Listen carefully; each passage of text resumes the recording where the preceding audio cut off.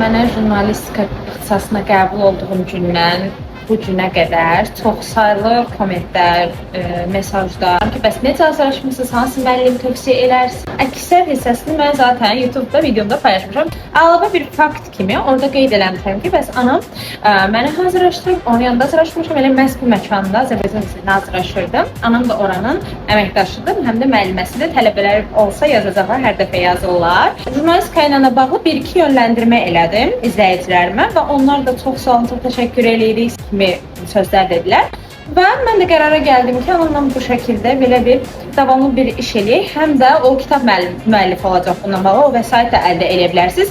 Yanında hazırlaşa da bilərsiniz təbii ki. İndi sizə söz verirəm özümə. Dilşad məndən əvvəl hər şeyi şərh etdi və mən gözləməzdim ki, Dilşadın qabiliyyət imtahanında hazırlaşmasına yaxından köməklik göstərməyim abituriyentlər üçün bu qədər marağa səbəb ola bilər. Bilirik ki, qabiliyyət imtahanları qarşımızdadır və bununla bağlı keçirdiyimiz həyəcanlar da səbəbsiz deyildi.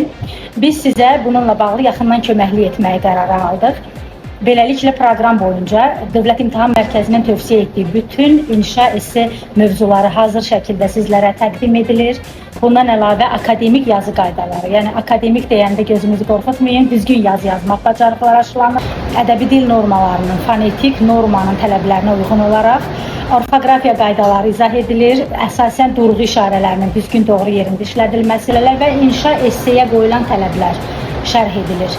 Biz sizə qabiliyyət imtahanlarına hazırlaşmaq üçün yaxından köməklik göstəririk. Ancaq unutmayaq ki, jurnalist olmaq üçün jurnalist olmaq lazımdır. Vəsaitimiz də hazırlanır, təkmilləşdirilmə ərəfəsindədir.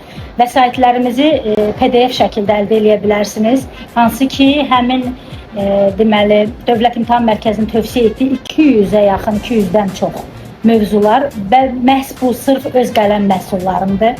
Demək olar ki, bilirsiniz ki, mən həm də publisistəm, bədii yaradıcılığa çox meylim olduğuna görə illər uzunu yığıb topladığım məqalələr, inşalar və təsəvvür etmirdim ki, bunlar nə vaxtsa kiməsə lazım olar. Ancaq bugün sizlərin çoxsaylı müraciətləri nəzərə alaraq onları toplu şəklində çap etdirməyə qərar almışam. Yaxın günlərdə tezliklə onu da əldə edə bilərsiniz. Diqqətinizə görə təşəkkür edirəm. Hər birinizə uğurlar. Hər birinizə imtahanda uğurlar.